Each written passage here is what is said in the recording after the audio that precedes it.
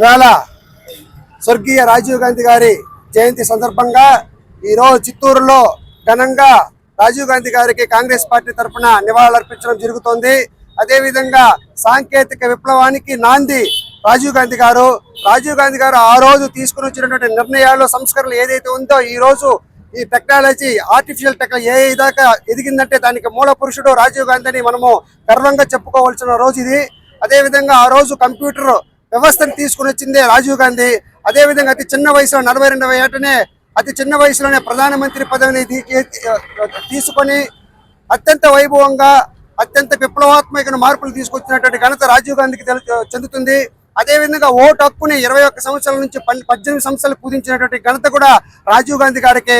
అటువంటి రాజీవ్ గాంధీ గారిని మనం ఈ రోజు స్మరించుకుంటూ ఆయనకి ఘనంగా నివాళులర్పిస్తూ కాంగ్రెస్ పార్టీ తరఫున చిత్తూరు జిల్లా యావత్ అన్ని ప్రాంతాల నుంచి వచ్చినటువంటి నాయకుల సమక్షంలో ఈ రోజు మేము ఘనంగా నివాళులర్పించుకుంటున్నాము.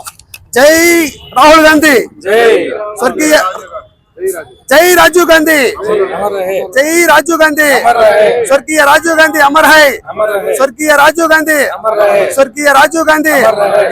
నా పేరు పూతలపట్టు ప్రభాకర్, పూతలపట్టు అసెంబ్లీ నియోజకవర్గం కోఆర్డినేటర్. ఈరోజు భారతదేశ చరిత్రలో తీసుకుంటే రాజీవ్ గాంధీ చాలా గొప్పవాడు. అదే రకంగా ఇప్పుడున్నటువంటి బీజేపీ కానీ మిగిలిన పార్టీలంతా కూడా సరే ఈ రోజు రాజీవ్ గాంధీని గౌరవించే వ్యక్తి రాజీవ్ గాంధీ.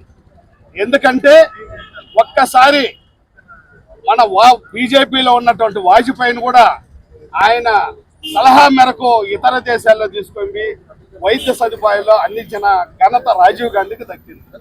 అదే రకంగా ఢిల్లీలో పరిపాలన కాదు, ఢిల్లీలో ప్రధానమంత్రులు కాదు, ఢిల్లీలో ఉన్నటువంటి అధికారులు కాదు, ఢిల్లీలో ఉన్నటువంటి ఆర్డర్లు కాదు, ఆ ఢిల్లీ నుంచి గ్రామ స్థాయిలో పరిపాలన విధానం కావాలనేసి ఈరోజు పంచాయతీ వ్యవస్థని తీసుకొని వచ్చి పంచాయతీ ఈ రోజు మొత్తం ఆ రోజు ఆయన తీసుకొని వచ్చినటువంటి పంచాయతీ వ్యవస్థ ద్వారా ఈ రోజు భారతదేశం సస్యశ్యామలంగా ఈ రోజు ఈ అన్ని ప్రాంతాల్లో కూడా అభివృద్ధి అవుతా ఉందంటే ఆ రోజు వేసినటువంటి రాజీవ్ గాంధీ వేసిన పునాది.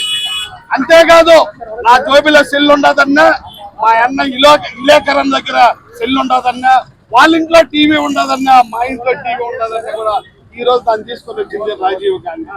అదే రకంగా మామూలుగా పాఠశాలలో మీరు చూస్తూ ఉంటారు, గ్రామీణ ప్రాంతాలు ఈ రోజు ఈ ప్రభుత్వాలు వచ్చి వేల పాఠశాలలు మూపిచ్చేస్తున్నారు.